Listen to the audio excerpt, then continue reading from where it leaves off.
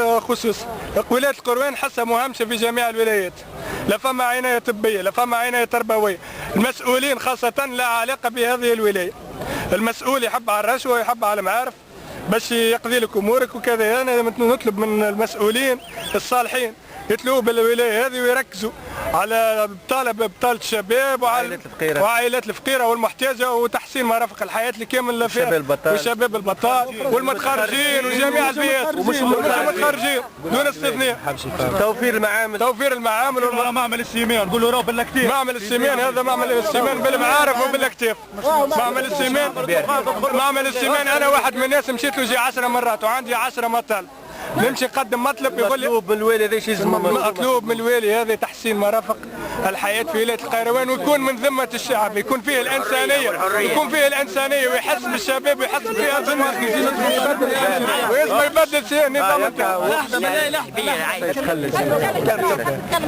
تو 4 رجال معهم امراه. انا نحب نتكلم باسم اهالي ولايه القيروان الكل.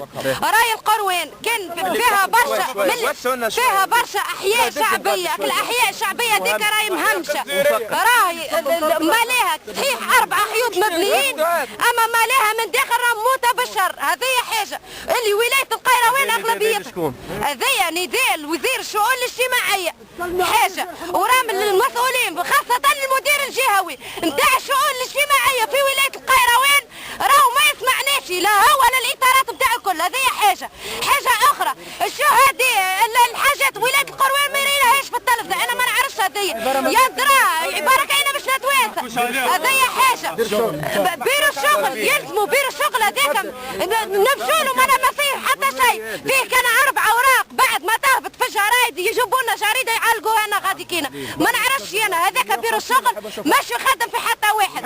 هذه ثم برشا مسؤولين في ولايه القيروان راهم عملوا فينا هاك المدير الجهويين برشا مسؤولين في الولايات كما المسؤولين على الاليات راهم خذاو فلوسنا راهم مسؤولين راهم البرامج يعني مسؤولين على اللي مسؤول على برنامج تعليم الكبار بعد 5 و6 شهور باش يهبط لهم الفلوس نتاعهم وناقصه. بو بكر القفصي اللي مسؤول لهنا في ولايه القروان اللي مسؤول على بربي انتم كي تعملوا لنا 150 دينار للمتخرجين لشكون مش تابع طفال. بو بكر القفصي مش ترجع نفس الوضعيه، للوالي مش ترجع نفس الوضعيه.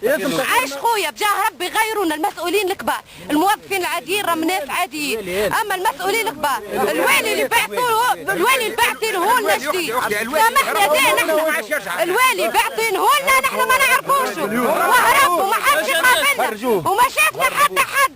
اكثر من هكاك ثم ناس بطاله في ولايه القروان راهم عملوا